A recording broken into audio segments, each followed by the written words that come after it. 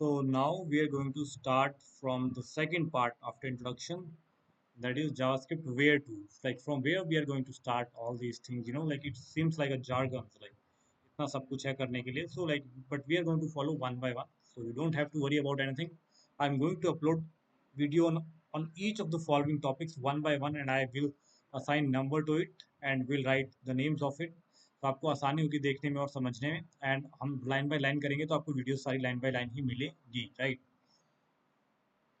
We are going to start from JavaScript where to, and हमने पिछला वाला introduction पढ़ लिया है, राइट. अब we are going to study that JavaScript where to. तो इसमें क्या है, द स्क्रिप्ट टैग. सबसे पहले आता है द स्क्रिप्ट टैग. तो ये क्या है, in HTML JavaScript code is inserted between script tags.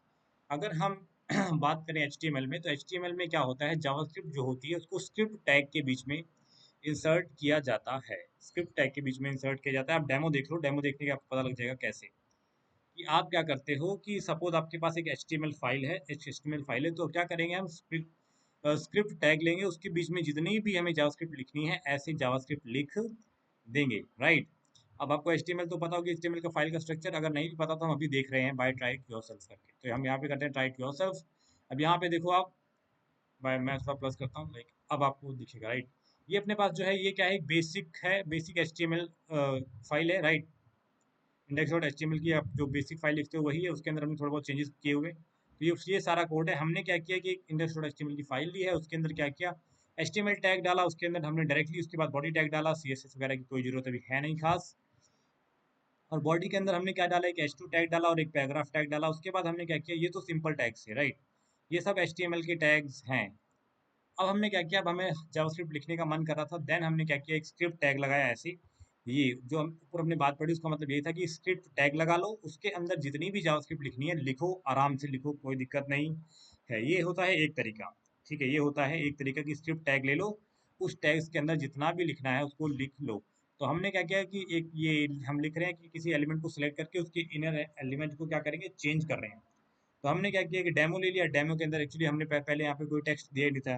वो वाला एलिमेंट जिसकी आईडी डेमो है, हमने उसको कोई टेक्स्ट नहीं दिया था. हम यहाँ पे वैसे दे भी सकते हैं. अगर हम यहाँ पे दे दें तो हमें पैराग्राफ के अंदर क्या कुछ नहीं दिख रहा अभी, बट हमें यहाँ पे कुछ कुछ दिखने लगेगा. जैसे कि मैं देखता हूँ टेस्ट, यहाँ पे लिखता हूँ टेस्ट.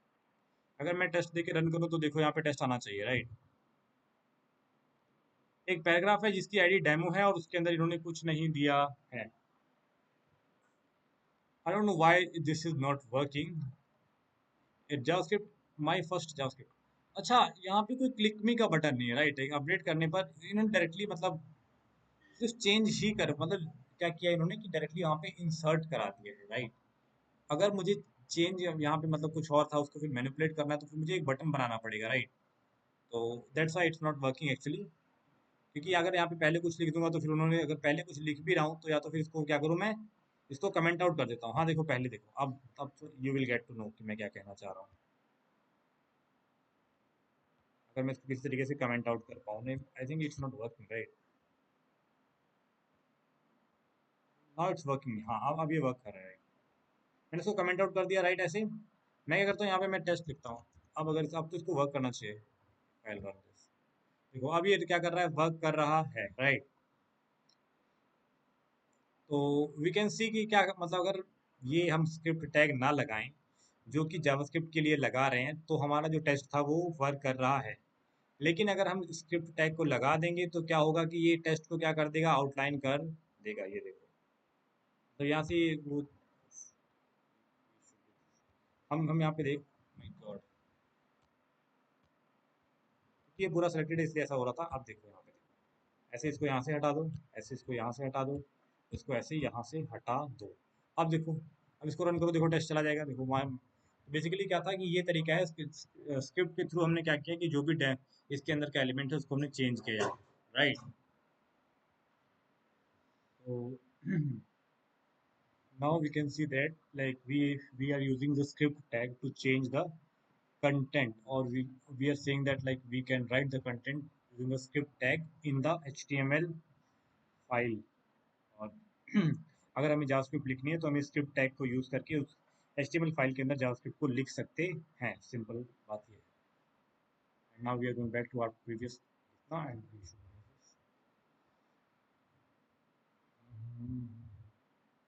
तो अब ये ठीक है। हाँ, जावास्क्रिप्ट टैग के अंदर ऐसे लिख सकते हैं, ओल्ड जावास्क्रिप्ट एग्जांपल में use as a type attribute script type text, कोई जरूरत है नहीं। The type attribute is not required, JavaScript is the default scripting language in HTML. The type attribute is not required. JavaScript is the default scripting language in HTML. JavaScript functions and events. तो दूसरी बातें क्या है, JavaScript functions and events। तो सबसे पहले हमें क्या देखना है कि JavaScript को लिखा कैसे जाता है। स्क्रिप्ट टैग के अंदर ऐसे लिख दो। JavaScript में क्या होते हैं, फंक्शन और इवेंट्स। JavaScript के फंक्शन और इवेंट्स क्या होते हैं? A JavaScript function is a block of JavaScript code.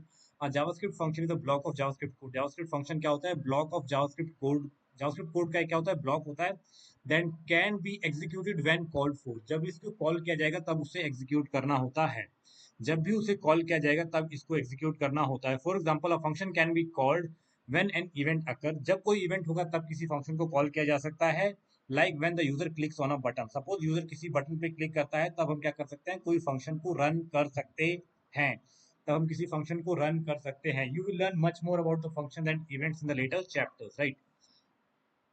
अब जावास्क्रिप्ट इन हेड और बॉडी। जावास्क्रिप्ट हेड और बॉडी क्या था? You can place any number of script in an HTML document. आप कितने भी नंबर ऑफ स्क्रिप्ट टैग डाल सकते हो HTML डॉक्यूमेंट में। Script can be placed in the body और in the head section of an HTML page और in both.